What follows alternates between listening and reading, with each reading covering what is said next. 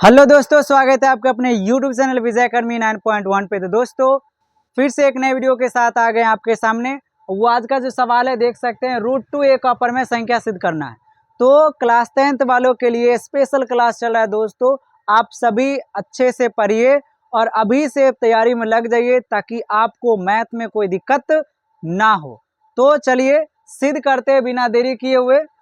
ये 2 मार्क्स का क्वेश्चन आता है दोस्तों, एक तो फिक्स ही रहता है क्लास 10th वालों के लिए।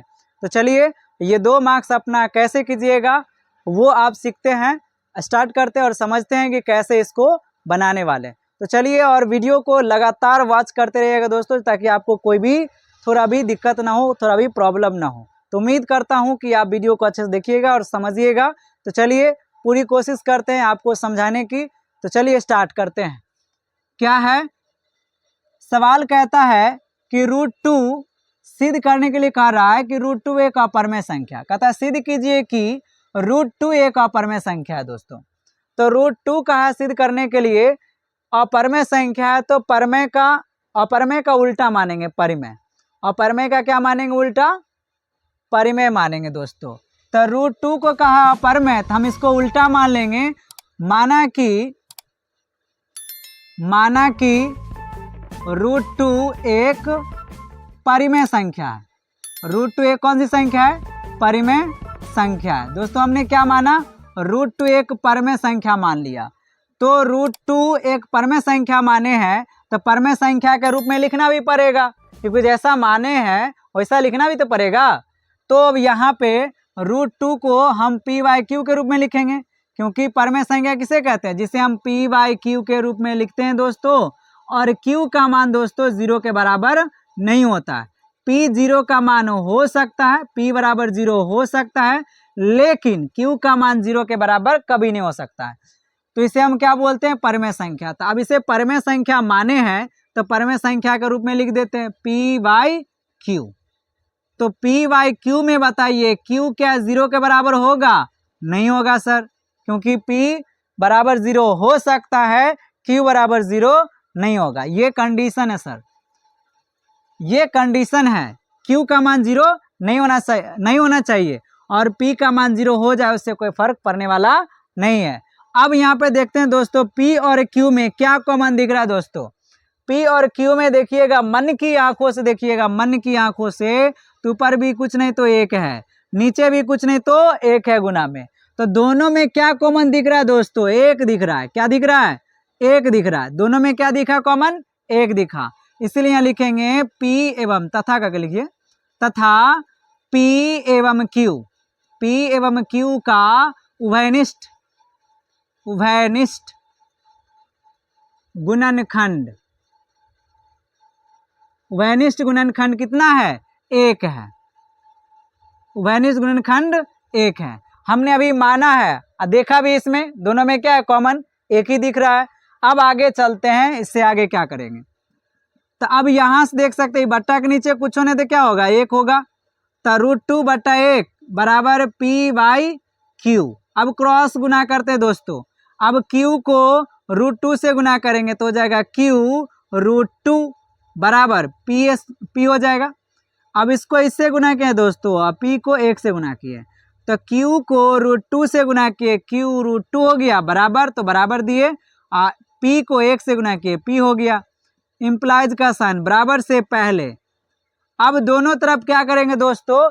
स्क्वायर करेंगे, वर्ग करेंगे। अब इससे आगे क्या करेंगे? दोनों तरफ वर्ग करने पर तो लिखेंगे दोनों तरफ वर्ग करने पर। दोनों तरफ क्या करने पर? वर्ग करने पर। तो अब इधर वर्ग करेंगे, कितना है? q √2 का वर्ग करेंगे, बराबर साइड क्या है? p, तो इधर करेंगे p का वर्ग, बराबर से पहले इंप्लाइज का साइन है। हमेशा याद रखिए दोस्तों, q का स्क्वायर करेंगे, q स्क्वायर इंटू a तो गुना हो गया, √2 का स्क्वायर करेंगे तो क्या होगा? 2 होगा। नहीं समझ में आया सर? तो देखिए समझ में आएगा। √2 है और √2 का स्क्वायर करें आप, तो याद रखना है कि रूट के अंदर अगर कोई संख्या है और रूट का स्क्वायर कर रहे हैं दोस्तों, तो रूट जो होता है स्क्वायर से खत्म हो जाता है।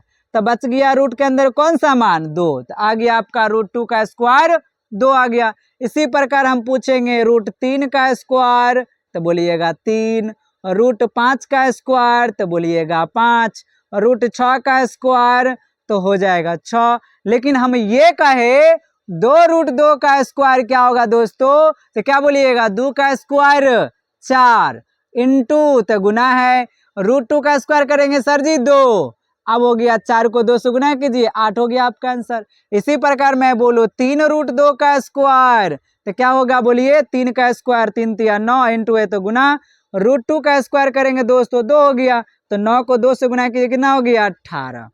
तो यहाँ पे भी बताइए √2 का स्क्वायर करेंगे तो क्या होगा, रूट स्क्वायर से खत्म हो गया, बच गया कितना, रूट के अंदर 2 था उतर गया, बराबर क्या होगा p स्क्वायर। अब ये देख सकते हैं 2 गुना में इस साइड आएगा तो भाग में, तो आ गया q स्क्वायर बराबर p स्क्वायर बट्टा 2, समीकरण 1 मान लीजिए, समीकरण 1। अब समीकरण 1 में देखिए दोस्तों p स्क्वायर को कौन काट रहा है, 2 काट रहा है, तो लिखेंगे चूंकि p स्क्वायर को 2 विभाजित करता है, विभाजित करता है, p स्क्वायर को कौन विभाजित करता है 2, इसलिए p को भी 2 विभाजित करेगा। ये बात कुछ समझ में नहीं आया सर, एग्जाम्पल समझिए। जैसे मान लीजिए अगर हम यहाँ पर लिख दिए 4 का वर्ग बट्टा में 2, सेम टू सेम देख सकते हैं यहाँ पे p की जगह पर हमने क्या लिया 4 लिया है, बट्टा में कितना है 2 है। अब इसका स्क्वायर करेंगे तो देखिए 4 का स्क्वायर करेंगे 16 और 2 से भाग देंगे, बताइए 2 8 16, खत्म हुआ पूरा विभाजित हुआ कि नहीं हुआ। तो यहाँ पे संख्या तो नहीं है जो हम काट के बता दें, p स्क्वायर की जगह पर लिए, p की जगह पर हमने क्या लिया 4 लिया, अभी 4 का स्क्वायर किए 16, 16 में 2 से भाग दिए 8, देखिए पूरा विभाजित हुआ कि नहीं स्क्वायर वाला मान। तो यहाँ पे वही लिखे हमने p स्क्वायर को 2 से विभाजित करता, मतलब p स्क्वायर को 2 विभाजित करता है। अब देखिए तो क्या p के मान को भी तो करता होगा, अब स्क्वायर हटा दीजिए, अब स्क्वायर हटा देंगे तो क्या होगा 2 का 2 दूना 4, क्या बताइए तो p के जगह पर हमने क्या लिया 4, बताइए 2 4 को भी विभाजित किया, मतलब p को भी विभाजित किया, इसलिए हमने क्या लिखा है चूंकि p स्क्वायर को 2 विभाजित करता है इसलिए p को भी 2 विभाजित करेगा ही करेगा। जिस पर कहीं एग्जाम्पल में देख सकते हैं p स्क्वायर के मान को भी विभाजित करेगा और p जो रहेगा मान उसको भी विभाजित करेगा। तब p का मान हुआ 4, तो 4 को विभाजित किया 2, 2 दूना 4, इसका स्क्वायर वाले मान को विभाजित किया 2 8 16। तो ये था आपका समीकरण 1 में p स्क्वायर को 2 विभाजित करता और p को भी 2 विभाजित करता। अब पुनः चलते हैं, पुनः माना कि, अब पुनः क्या मानना है सर, पुनः माना कि क्या मानना है, तो देखना है समीकरण 1 को गौर से, पूरा धीरे से देखिए समीकरण 1 को देखिए। समीकरण 1 को देखने से क्या पता लगता है, बट्टा के ऊपर क्या दिख रहा है सर, p दिख रहा है, बट्टा के ऊपर p दिख रहा है, तब p लिख लीजिए बराबर, बट्टा के नीचे क्या दिख रहा है सर 2, तो बराबर में लिख लीजिए 2। अब एक और कांस्टेंट कोई अचर पद जो है इसके साथ गुना कर दीजिए, हमको मन कर रहा है के फॉर किंग, तो 2 के हमने मान लिया p बराबर, कैसे माने, तो बट्टा के ऊपर p था तो p बराबर लिखे, बट्टा के नीचे क्या था 2 था तो बराबर में 2 लिखे, अपना मन से इसके साथ क्या जोड़ दीजिए, जोड़ना नहीं गुना करना है, इसके साथ क्या गुना कर दीजिए कोई भी कांस्टेंट ABCD का p वाला छोड़ करके, तो हमने माना k तो 2k हो गया। तो अब ये p बराबर 2k समीकरण 1 में डाल देंगे, रख देंगे, तो लिखेंगे p का मान समीकरण 1 में रखने पर, समीकरण 1 में रखने पर, समीकरण 1 क्या बताइए, q स्क्वायर बराबर है सर p स्क्वायर बट्टा में 2 है।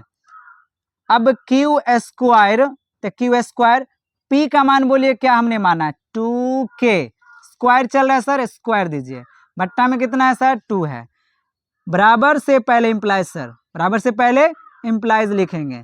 अब यहाँ बताइए q स्क्वायर, तो q स्क्वायर 2 का स्क्वायर करेंगे 4, k का स्क्वायर करेंगे हो गया k स्क्वायर, बट्टा में कितना 2। अब देखिए 4 2 से कट जाएगा, 2 दूना 4, तो क्या लिखे बताइए, क्यू स्क्वायर बराबर लिखेंगे, क्यू स्क्वायर बराबर 2 2 दूना 4, 2 दूना 4, 2 बचा और साथ ही साथ क्या है इसके साथ के है।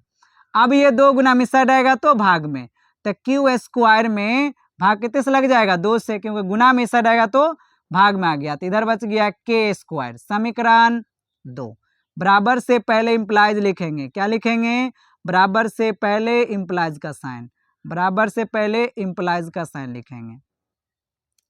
अब आप यहां देख सकते हैं क्यू स्क्वायर को कौन विभाजित कर रहा है, 2 कर रहा है, क्यू स्क्वायर को 2 विभाजित कर रहा है, तो लिखेंगे चूंकि क्यू स्क्वायर को 2 विभाजित करता है या काटता है, विभाजित करता है, इसीलिए Q को भी 2 विभाजित करेगा, हाँ या ना। समीकरण एक ही जैसा देखिए, सेम टू सेम समीकरण एक को देख के कीजिए, पी स्क्वायर को 2 विभाजित कर रहा था तो P को भी विभाजित करेगा, उसी प्रकार Q स्क्वायर को 2 विभाजित कर रहा है तो Q को भी विभाजित करेगा।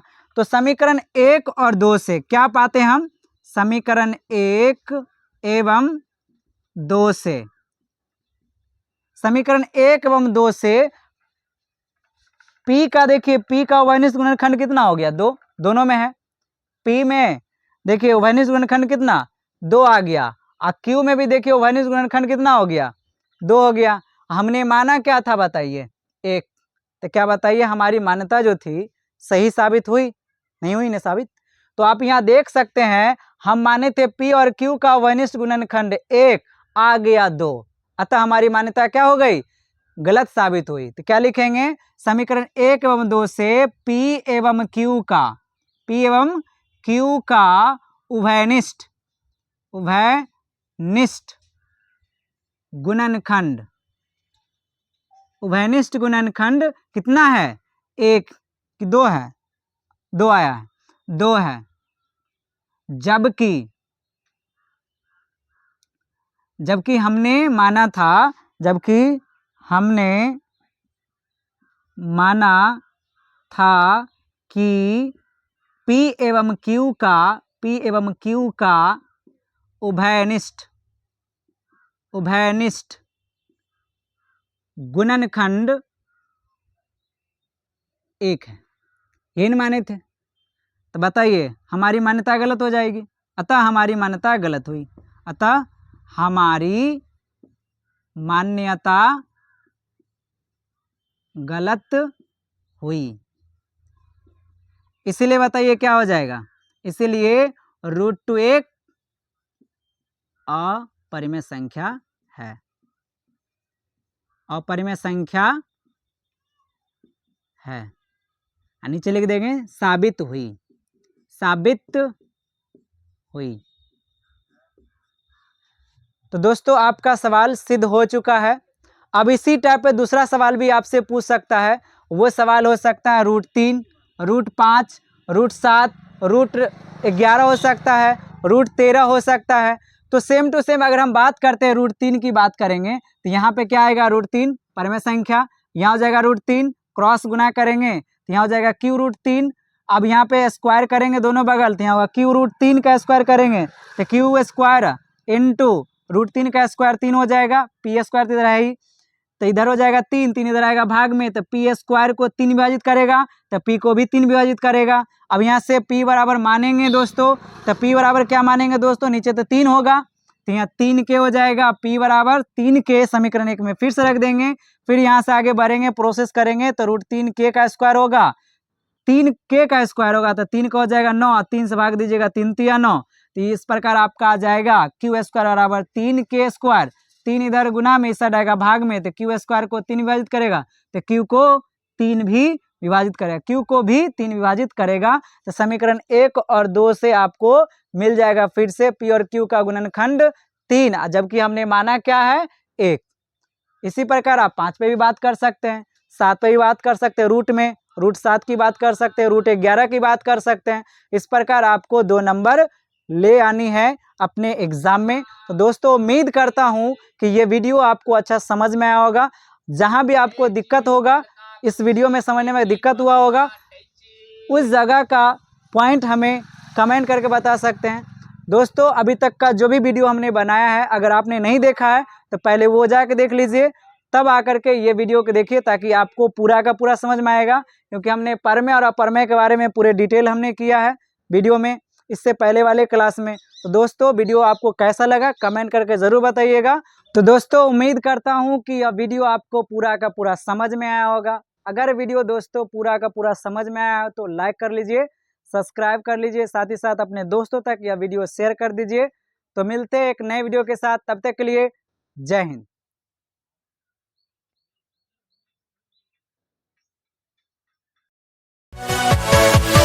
Yeah.